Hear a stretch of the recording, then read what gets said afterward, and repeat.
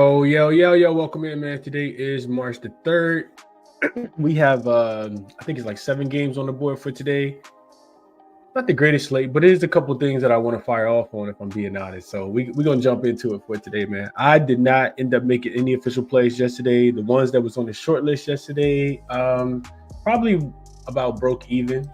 If I think about broke even. I know a couple of them I was wrong on. A couple of them I was definitely right on.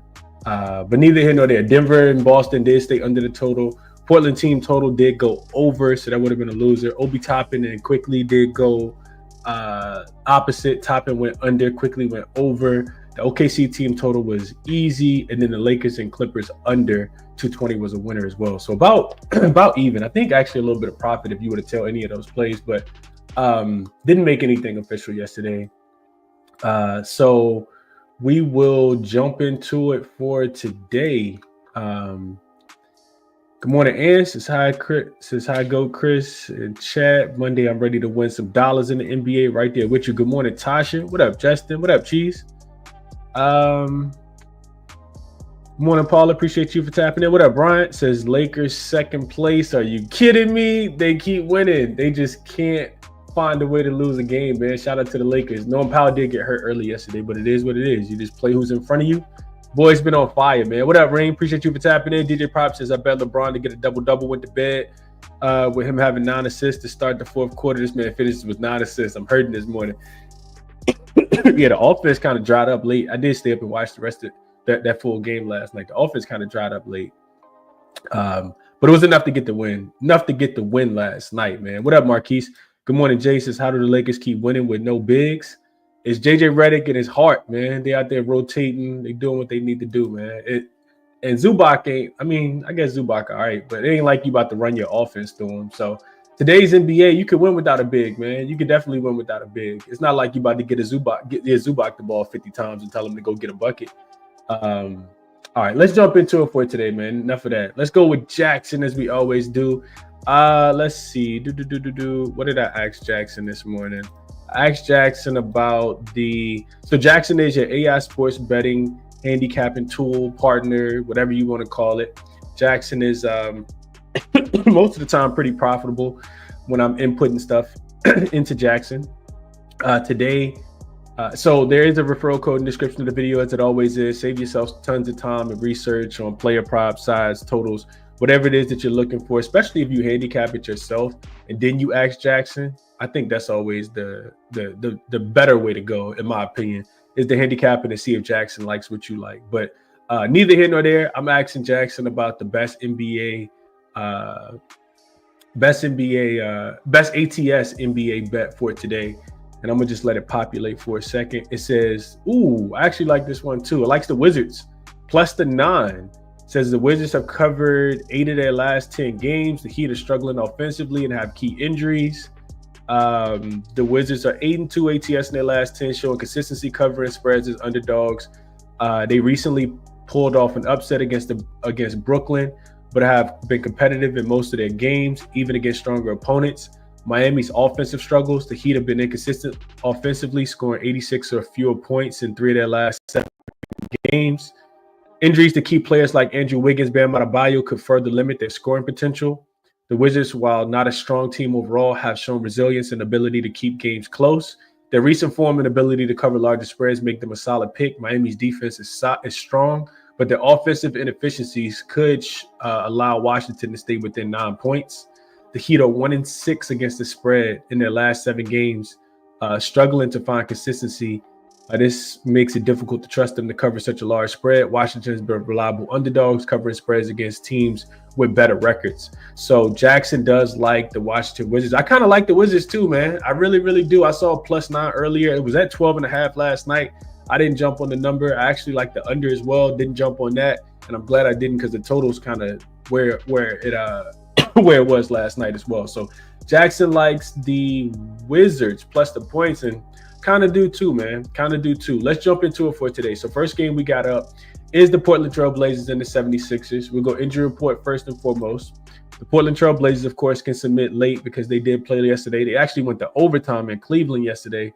So short travel, but do have overtime. Jeremy Grant did miss that game yesterday.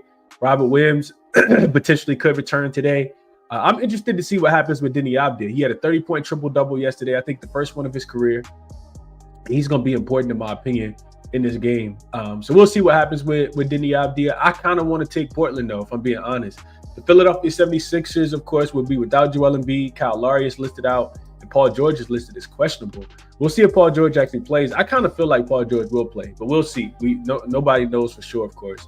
So if I'm betting the game, like I said, I kind of want Portland, man. I do want Portland in this spot. I'm looking at Portland last handful of games. They've been a lot better than this Philadelphia 76ers team. And you don't really have to look too far if you're being honest with yourself. The Portland Trail Blazers are 7-0-1 against the spread when they're playing with less rest. Of course, that's their situation here. 7-1 against the spread when they're playing on the second leg of back-to-back games. I think the most profitable team on the second leg of a back-to-back. They've also been profitable as a road dog, 14-12-1 against the spread. So that's slightly profitable. And on the opposite side, you got a Philadelphia 76ers team that's been laying points at the crib 14 times. They've covered one spread, 1-13 against the spread as a home favorite, only 4-9 against the spread if they have more rest. So typically that does them no favors at all. Portland has attacked the rim a lot. If you look at their last handful of games, I'll just give you all the numbers. Portland is on the full season, second in rim frequency. Last 5 games, they are 5th in rim frequency, 10th in rim accuracy. And Philly, without a B, defense is not going to be as good. Their offense might be a little bit better, but defensively, they are 28th on the full season in opponent rim frequency, 29th in opponent rim accuracy. So bottom 3 in both of those categories. Last 5 games, 28th in opponent rim frequency and 19th in opponent rim accuracy. So I do think Portland should be able to put some pressure on the rim. If Portland can cover yesterday, against the Cleveland team, I think that they can as well in this game. Philly, like I said, 1-13 against the spread as a home favorite, 4-9 against the spread if they have more rest. And then, if PG doesn't play, if Deni does play, I think Portland can win this game outright. They've been the much better team between the two. Top 10 in every, advanced metric as far as offensive efficiency, defensive efficiency. Still playing super fast, even though they have played a pretty weak strength of schedule. So it'd be Portland plus the points for me. I'm actually liking a couple of these dogs today. Didn't bet it because I want to see what happens with the injury report, but that's the way that I would look.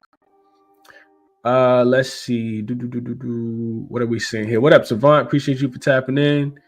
What up, Trey? Says, yo, what's up, smooth guy Chris? Keep an eye on Luka PRA under. Okay. Tasha says Lakers defense is special. That Clippers offense is not special. JJ has them collapsing. Going to take the fantastic 3-point shooting team to beat the Lakers. They rotating really well, man. Just playing with a good spirit right now. You love to see it. I know people like the Clippers yesterday. I said take the under because the Lakers defense continues to show up over and over again. Good morning, Anthony. What up, Fear Elite? Says, what's going on, everyone? Let's kill a book today. Marquise says Blazers first quarter. I actually thought about Blazers early just in case they potentially run out of gas here, but I didn't bet it, Marquise. Like I said, I want to see what happens with the injury report, but you can get a +4 right now on Fanatics, and that's the way that I would look. I don't want to lay points with Philly. 1-13 against the number, not for my money. What up, Sai? My brother, what's going on, bro? Tom says Grizzlies live today. We'll talk about that game in just a second. Anthony says best number on Blazers I see is +3.5 on FanDuel. I think it was a +4 when I looked earlier this morning, maybe an hour ago. It was a +4 on Fanatics. I think it was. Yeah, Fanatics still got a +4 if it's available in your area. I wouldn't bet it right now, though. If I'm being honest, I would not bet it right now. I will wait and see what happens with the injury report. This will change one way or another. If Paul George gets rolled in, you get a better number with Portland, if you like Portland's side. And like I said, Deni was questionable yesterday. I'm not sure if he's going to play today, so I will wait on that news. Let's move over to the next one. We got the Golden State Warriors and the Charlotte Hornets. This line is at 11.5. I see a 12.5 on Fanatics, of 12.5 on ESPN Bet, 12.5 on DraftKings, and then a bunch of 12s out there as well. So the line is moving in favor of the Warriors. It's also moving up. I see the total all the way up to 226.5. So some money is coming in on Warriors, money coming in on the over. We'll start with the injury report. Jimmy Butler missed that game on Saturday. He is probable for this game. He should play. Quentin Post is also listed as probable. He should play. On the Hornet side of things, LaMelo right now is in, but I'm reading some stuff from the coach, Coach Lee. And he's saying that they're monitoring LaMelo, as the season goes on, which that means in my mind he could potentially pop up as questionable.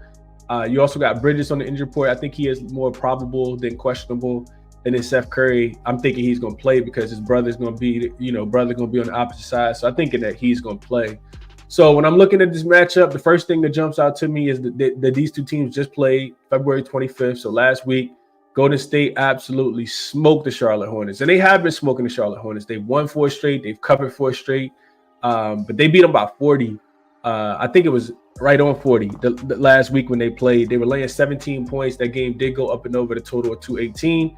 And the Charlotte Hornets were in a little bit of a fatigue spot. Second leg of a back-to-back. I think it was third game in 4 nights as well. And they didn't have a lot of spirit in that game. They absolutely got smoked in that game. It was the worst streak in the NBA history. I think they had lost 3 straight games by a combined 141 points, which was an NBA record. So now Golden State, 3rd straight road game, coming off that loss against Philly. 3 straight overs for the Warriors. First leg of a back-to-back. They got the Knicks tomorrow. And that's one of the reasons why I kind of like the Hornets here. Ugly dog. That's the way that I'm looking, though. I want the points if I want to play this game. I know that the Warriors, which I'm really big on the Warriors. I know that they're 7-3 straight up and against the spread in their last 10 games. They've also played a lot of overs, 7-3 to the over. Getting Jimmy Butler back should be helpful for the offense. I kind of think we'll see Charlotte start to compete again now that they're back at home. The game on Saturday against the Wizards, I said that I would have took the points, but now the roles change, right? Now you don't want the Hornets laying points. They've laid points at the crib 4 times. They failed to cover all 4 spreads. But you want the Hornets when they are getting points like this at the crib. They're only 1-9 straight up, 4-6 against the spread in their last 10 games.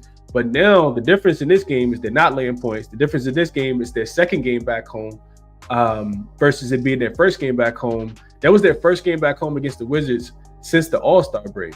Like, remember, they went and played the Lakers, then they played Portland. They played a bunch of teams on the road. That was their first game back home. Now you get them in a little bit more of a spot that you like them in, not laying points at home. I know that their offense has been absolutely trash. Their defense has been absolutely trash. But the Hornets, this is their spot. 7-2 against the spread as a home dog, a double-digit home dog this season. They've actually covered 5 straight in this spot. They got 40-plus point in-season revenge as well from just a week ago. Where, like I said, they won the second leg of a back-to-back. The Warriors have only laid double digits on the road twice this season, so it's a bit of an unfamiliar spot. They did beat the Wizards and covered the spread. I think we were on them in that spot earlier this season. But since then, they played the Pelicans and didn't cover in that game. And they got the Knicks tomorrow on TNT, so nationally televised look-ahead spot tomorrow for the Wizards. For the Warriors. I think that Charlotte can keep this one within the number. As far as the total goes in this game, I don't agree with the line going up. It's under or nothing for me here, 226.5. Charlotte is 7-2 to the under as a double-digit home dog. Typically, this is when they play their best defense. The Hornets, with double-digit in-season revenge as home dogs, are also 4-0 to the under. So if you've beaten the Warriors, already by double digits at your place, and then you come into Charlotte and you're laying and you're laying points, all 4 of those games have actually gone under the total. Charlotte also 8-3 to the under as home dogs coming off a home loss. So typically their defense gets a little bit better if they lost their last game at home. And then last but not least, they're 7-1 to the under as home dogs with a total of 225 or higher. So it's under for me in this game. Even if Golden State scores, there's still potential for Charlotte not to be able to score. This is the second worst offensive rated. The worst offensive rated team over the last 5 games. They got an offensive rating of 92.2, and they just don't shoot the ball well. That's what Golden State struggles with, is guarding the 3-point line. Since they got Jimmy Butler, really one of the only flaws that they have in their defense is that they still struggle to guard the 3-point line. We saw it in that last game against Philly. Philly got hot from the 3-point line. Yabusele and what's my man name that was out there letting them go? Quentin Grimes. Warriors actually third worst defense as far as overall 3-point accuracy for their opponents, allowing teams to shoot about 40%. If you know anything about Charlotte, you know that they can't shoot the basketball. That's just one thing that they can't do. Charlotte cannot seem to get hot from the 3-point line too frequently. So on the full season, they are 28th in 3-point accuracy. Last 5 games, 29th in 3-point accuracy. So under and Charlotte would be my recommendations. Under 226.5 and plus the 12.5 would be my thought process here. Let's see what we are thinking here. What up, TC Bets? Good morning, Matt. Tasha says Philly team total over 115 is what she likes. Charlotte team total under 106.5. Could not talk you off there. Taylor says he likes Steph. Over his 5.5 assists, as he gets 46% of his assists in the restricted area. Charlotte allows the 22nd most assists to this shot zone. Whereas team's 15th for worst in assists allowed to the shot zone. He's over in 20 of his 24 games, averaging 7.5 assists pretty much. That's a good look, Taylor. Steph to go up and over his assist prop. Marquis says Hornets team total under, scored under 104 out of the last 5. Prop says Draymond has been pushing into more of a scoring role with Jimmy on the floor. His points have been cashing lately, and the line is moving up. Okay, I like it. What up, Jay? Hope all is well with you. Bro. Appreciate you tapping in. This Lake Show, I like to see it, Jay. I like to see it, man. Fear Lee says, speaking of Yabusele, is he playing tonight or is it Drummond? I think he's in. He's not on the injury report. I don't see Yabusele listed on the injury report. I think he's going to come off the bench. It depends on if Paul George is going to play. He may start at the 4 if Paul George does play. But if Paul George doesn't play, if Paul George does play, Yabusele will probably come off the bench and Drummond will probably start at center is my thought process. Brian likes Charlotte as well. Says, don't think I can get Charlotte plus 12. Don't think I can get there. Yeah, that's the way that I would want to play. I know it's the ugly dog. I want the ugly dog in this spot, though. If I'm betting the game, I want the ugly dog and I want the under. All right, let's jump into the next one. We got the Washington Wizards in the Miami Heat. We just kind of talked about this one. Jackson likes the Wizards plus the points, and I do too, man. I know this is a terrible team, but don't look now. The Wizards been actually covering these numbers, man, especially getting close to double digits. There is some injury implications in this game. Start with Jordan Poole missing his 2nd straight game. There is no Malcolm Brogdon either. And then on the Miami Heat side of things, you do kind of got to wait on the injury report, 2nd leg of a back-to-back for them. They did play that game yesterday and go to overtime with the New York Knicks. They played that game without Jaime Jaquez Jr. and they played it without Wiggins. So, and Jovic, of course, still going to be out as well. So we'll see if Jaime Jaquez plays. If he plays and Wiggins plays, this line may go up in favor of Miami. And I just think it's a Wizards spot regardless. A couple things I like for the Wizards here. One, just that they've been covering numbers. 7-3 against the spread in their last 10 games. They got the 1 extra day of rest here. They're not coming off overtime where Miami is coming off overtime. The Wizards actually been playing a little bit of defense. Don't look now, but they're actually 4-1 to the under in their last 5 games. If we look at real quick, just look at Washington. They are crazy. Don't kill a messenger. The Wizards are 3rd best defensive rated team over the last 5 games. 107.7 defensive rating. It helps when you're playing against Charlotte too, though. But this is a team that's been playing a little bit more defense. Marcus Smart coming in there, playing a few minutes. The Wizards just playing hard. You got Bilal out there, guarding the ball. I liked the under a lot yesterday. It was at 223.5, and I missed the best of the number, thinking that it wouldn't move, and now it's all the way down to 219. But I like the Wizards, man. I do think that they can keep the game close. Not because of their offense. Offensively, they are the 2nd worst offense over the last 5 games. But they got a minus 1.7 point differential, efficiency differential. So they're not losing games by double digits. The Miami Heat on the opposite side of things, 8th in offensive efficiency last 5 games, 22nd in defensive efficiency. They are +1 in efficiency. So I do think that, the game goes under. Anything about the Wizards, they like to get out and run in transition. Miami is top 5 in transition defense. The Washington Wizards run a lot of pick and roll. We'll see how much their offense changes without Jordan Poole being there. But Miami's pretty solid against the pick and roll as well. So the things that I was looking at just make me think that this game goes under, and I would be taking the points with the Wizards. But like I said, you get a better number if Jaime Jaquez Jr. and Wiggins both get rolled in. They were listed as doubtful yesterday. We'll see what happens with them today. A couple more things on the total. Heat 7-4 to the under when they're playing the rest of this season, including 3 of their last 4 have gone under the total. The Wizards also 6-2 to the under as road dogs with a total below 225. Wizards, like I said, playing at a little bit slower pace. They're 12th in pace over the last 5 games versus 5th on the full season. Miami's slowest pace team over the last 5 games, 93.5 pace, by far the worst. At home, they're also the slowest pace team, 95.3 on the season. Washington, like I said, they'd like to get out and run in transition. Miami doesn't allow it. And I just struggle to see how Washington scores the ball against this Miami defense. I do think that they dictate pace. I like the game to go under. Don't like that I'm getting the worst of the number. And I like the points here. I'll be trying to grab a +9. I think it's a couple +9s out here with the Wizards. That's how I'm looking at the game today. Let's see. What up, Patrick? Brian says Wizards +8.5. They keep shooting to the last second. Last second on the clock. Let's cover it today. I know it's I like the ugly dogs today, man. I think the ugly dogs might bark. We'll see. We'll see how it goes. There's a +9 available on FanDuel right now. Couple +9s on Ballybet and Bet Rivers as well. That's the way that I'm looking at this one. Beware says I'm on the Wizards. Can't lay multiple possessions on the back-to-back.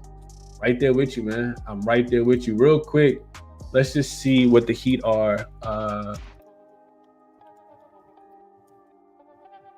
Let's see what the Heat are if they went to overtime. So the Heat 2-4 straight up, 2-4 against the spread on the second leg of coming off an overtime game. If they were unrested, they are 1-0 straight up, 1-0 against the spread. They beat the Warriors in this spot earlier this season. That's when the Warriors sucked, though. Let's see. Let's just see overall this season. So teams previous overtime greater than 0 and favorite and rest equals 0. So favorites on the second leg of a back-to-back coming off an overtime game are 3-5 against the number. They're winning by an average of 1 point. And 4 straight games have actually stayed under the total in this spot. Suggest Wizards and suggest under. And that's the way that I like it as well. Wizards and under. I think I like the points a little bit more than I like the Wizards. I mean, more than I like the under because the total has already dropped so much. But that's my thought process on the game here.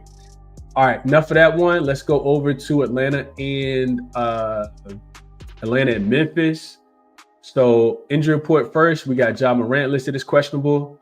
Desmond Bane should be good to go in this game. He is off the injury report. And I think that's it for the Memphis side. On the Atlanta side, Trae Young is listed as probable. And Krejci, he's been missing the last few games. He is out. Gorgeous Niang is out. And Larry Nance continues to be out for the Atlanta Hawks side of things.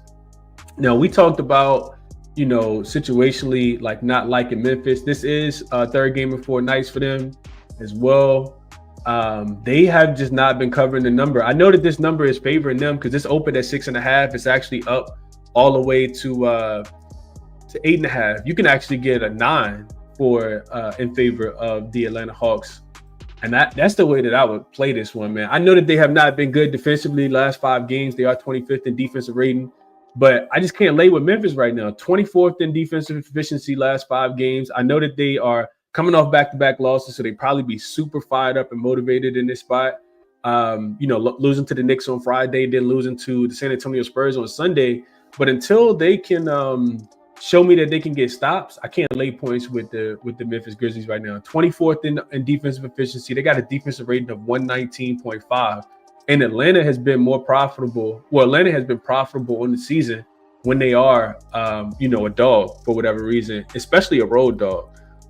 Way more profitable than if they've been laying points. So as a road dog, they are 14-10 against the number. That's about 58%. They're losing by average of 4 points. They've covered 4 of their last 5 games as well. I know that they're coming off back-to-back losses to the Heat and to OKC, but I can't lay this many points with the Memphis Grizzlies right now. Memphis is 2-7-1 against the number in their last 10 games. They failed to cover 3 straight. It is their 4th straight home game, but like I mentioned, also 3rd game in 4 nights. Atlanta has not played since Friday night, so they got a little bit of a rest advantage here as well. That's the way that I would look. I'd be looking at Atlanta plus the points. The bigger the line gets, the more I like Atlanta. Haven't bet it yet, but that's the way that I'm looking in this game. And yes, I agree with this one. The total at 253 is insane. I absolutely just skipped over the total. I'm like, bro, there's no way I'm betting the total that high. I would actually look towards the under, if I'm being honest. Like, I think it's a little bit more of an under game just because the total is so high, though. Not because I think Atlanta is good defensively. And I know that Memphis is not good defensively. So, yeah, 253 a little too crazy, though. That's a little too high. Let's see. Frankie says, Chris, wishing everyone a good day and best of luck with your bets. Appreciate that, bro. Right back at you. Right back at you. What up, Peasy? Appreciate you for tapping in. Tasha says, no way I'm taking the Grizz. They haven't covered. Yeah, 2-7-1 is pretty bad last 10. And it's been a quite a few non-covers in a row as well for the Memphis Grizzlies here. Let's see real quick. Memphis is 1, 2, 3, 4, 5, 6, 0-6-1. They got a push against Cleveland, but 0-6-1 against the spread in their last 6 games. Last 7 games, I'm sorry. Last 7 games. Yeah, they did beat Atlanta early this season though, 128-112 in Atlanta as a 1.5 point favorite. But and that game stayed under the total as well. That game stayed under this total. 240 is what that game finished with on a 232 line. Timberwolves seemed so easy last night for you. I just stayed off of it, man. I had it in my bet slip and I was gonna send it out, and I said, nah, you know what? Probably get a better number at halftime, which you would have, because it wasn't until the third quarter that Anthony Edwards took over the game. But they seemed so easy last night. They closed at a -1.5. You could have got a -1. I didn't even bet it, but I did watch the whole game. And yeah, the the Suns are broken, man. They're cooked. They are cooked. Blunt, you just need one poor quarter, man. One poor quarter, and you not cashing the 254. So that's why I would lean towards the under, but I'm not betting the total. I know I'm not. King says Memphis been breaking me lately. Yeah, they have been bad, man. DJ Prop says I want the under, but the Hawks defense is boo-boo, and it absolutely is, man. It absolutely is. All right, let's move over to the next one. We got so this should say, clearly I didn't update this. This should say the Rockets versus Thunder, and this line is where now? Let's update this. It's actually come down to 10 now. So the Thunder as a home favorite on the second leg of a back-to-back, laying 10 points. The total is at 228. So update that real quick. All right, so we got total that's moved 6 points in favor of the over, and a line that's come down for Houston. So I won't be on this game long just because of the injury report. These are games I typically been skipping, and I'll skip this one too until I figure out who's going to play. I will say this real quick as far as the total goes, and we talked about this yesterday. OKC's team total was 125.5. They sailed over that easily yesterday against San Antonio. Now, Houston is a much better defensive team than San Antonio, of course, but they got a lot of guys on the injury report here, and OKC has actually played in, I think, 6 games since the All-Star break. Every game is going up and over the total. They're 6-0 to the over. OKC's defensively has not been good. They played one good quarter of defense yesterday that happened to be the fourth quarter after the little skirmish happened with whoever that got involved in that. But yeah, OKC, for whatever reason, just not playing a lot of defense. They could potentially get Chet Holmgren back, I think, in this one. I don't think he's been ruled out yet. So second leg of back-to-back, you kind of got to wait on that news. Houston has Dylan Brooks, Amin Thompson, and Sengun all listed as questionable. And Fred VanVleet's already been ruled out. Houston has not been great offensively. They've been really struggling to score the basketball. One of the reasons why they haven't been covering the number. This team is just 2-7-1 against the spread in their last 10 games. 3 straight unders. They got an offensive efficiency of 110.5, which is 23rd in the NBA. Defensively, they've been sound, but offensively, they've really, really struggled. OKC, not the greatest spot for them. Second leg of a back-to-back. It's also 7th game in 11 nights for them. Only 5-5 against the spread. They did cover yesterday, so I guess you could say 6-4 against the spread in their last 10. And they played 9 of their last 10 games up and over the total. So I guess the over is the right side, especially if Houston is not going to have some of their key defensive pieces like an Amin Thompson or Dylan Brooks. But if with no Sengun, I think this one could get ugly, even on the second leg of a back-to-back for OKC. So I know that they haven't been covering numbers, but they play a little bit better at home. OKC just really running up and down the floor, scoring the basketball at a really efficient rate. Second best offensive efficiency, 129.5. You're going to need Houston defense to show up in this spot. You're really going to need them to show up in this spot. So I don't really have it. That's all I wanted to say about the game because I need to know what's going to happen with the guys on the injury report for Houston. And OKC can submit their injury report late. So that's all I got for y'all on this one. No thought process on really anything without knowing who's going to play. Just giving y'all some of my thought process. Beware says line movement might suggest Houston team total over. Brian says Thunder third quarter again. They cashed it again last night. Then the idea did turn into the Joker. Blew that, man. Tell me about it, Prolific. Tell me about it. They had nobody to stay in front of them. DeAndre Hunter supposed to have been there to play some defense. All he did was score the basketball yesterday. Blunt says, Chris, the Thunder defense been bad last 5 games. I like the over in this one. I think you just needed to make sure enough of the Houston players going to play Blunt to get it up and over. Without Fred VanVleet, their offense we know is not as good. Dylan Brooks being questionable, Amin Thompson being questionable. Sengun is the other big offensive piece. So that's what scares me off the total to play this one up and over, Blunt. Right now, I do think, I guess Sengun's going to play. I'm not sure, man. I'm not sure. DJ Prop says he'll take the Thunder team total at 120. They've been playing a lot of cupcake teams lately, so I don't trust the points. And their strength of schedule is 17th over the last 5 games, so that is kind of bottom of the pack. All right, let's keep pushing. Next game we got up, the Kings and the Mavs. Man, I don't really know what to do with this game, so I'll be quick on this one too. You got PJ Washington listed as out, which I don't really want to touch Dallas without him. Dallas got their teeth kicked in against Milwaukee the other day. And I thought Dallas would play well in that game. I did see that Klay Thompson called this a must-win game against Sacramento, and they've been getting owned by Sacramento as well. But Sacramento, they also going to be without Sabonis. Sabonis not going to be available, so it looks like they're going to start Valanciunas at the center position. I really have a hard time with this game, man. I know I said Sacramento is not good, and I thought that they would kind of come back down to earth. But they kind of showed me something going into Houston the other day and winning that game the way that they did. It wasn't even close. And now they're starting to play a little defense. Defensive rating of 113.3, which is 12th in the NBA. We know that they can score the basketball. 5th best offense over the last 5 games. And I'm not sure what you're going to get from Dallas in this spot, man. Their strength of schedule has been the second easiest. But they haven't really been like that last game kind of against I know it's the Bucks, but that game, boy, that was terrible, man. They lost that game by 15 points as a 2.5-point dog. Third straight home game for them. They are still 6-3-1 against the spread in their last 10 games, 4-1 to the under. That's the way I kind of wanted to play this one was under, but the total dropped a little bit too much for me. It was at 235.5, came down to 233.5. Now it's down to 231.5. If you think Sacramento is going to play a little defense and Dallas is calling this a must-win game, maybe they play a little bit more defense as well. So I guess I still lean towards the under, but much as I want to play Dallas, I feel like Sacramento can get them again. Sacramento has won both of the head-to-head meetings against Dallas so far this season. They've actually played them really well in the last 10 as well, 6-3-1 against the spread.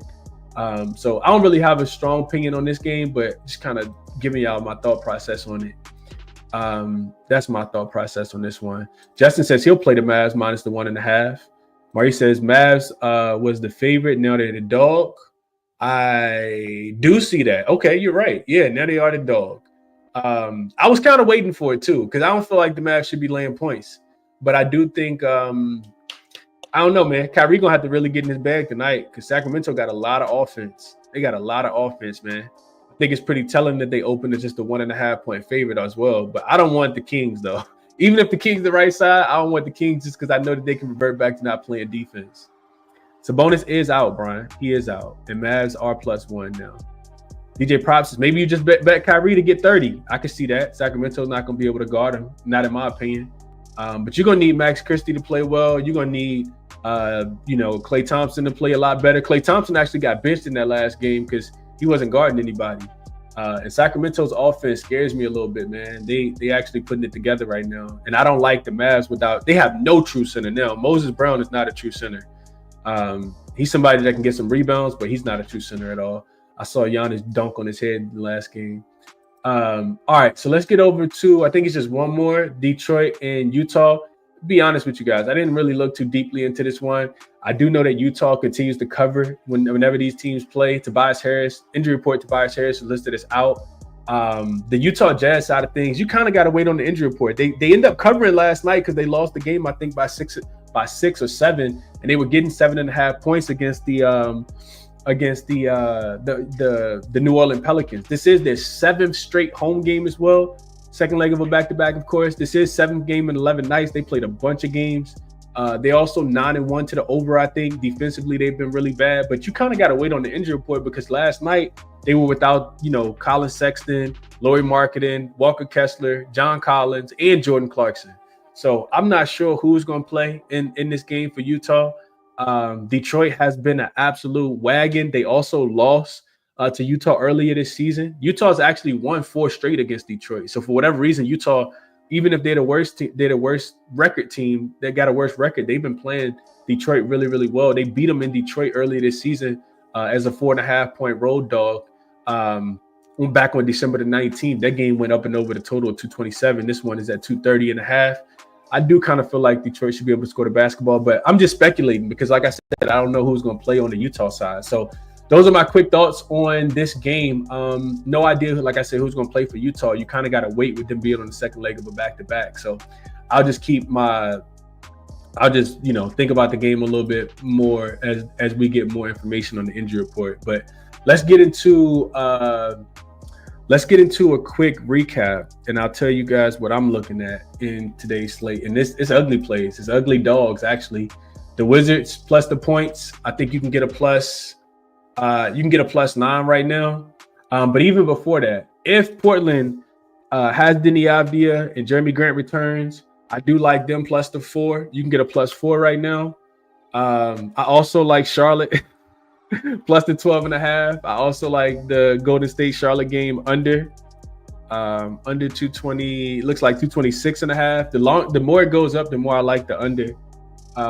Golden State Charlotte under. And wasn't really looking at too many player props. I do like the Wizards plus the 9.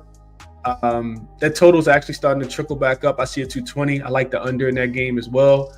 And then I'm not laying points with Memphis quite yet. I would be taking Atlanta plus the 9. There's some +9s out there as well.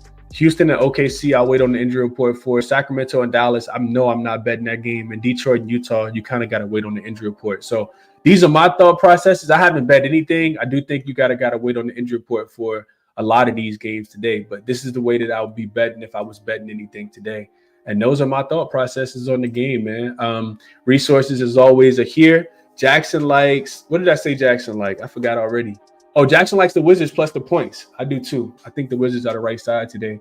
So yeah, check jaXon out if you're interested. Outlier, 50% 7-day free trial link is in the description of the video.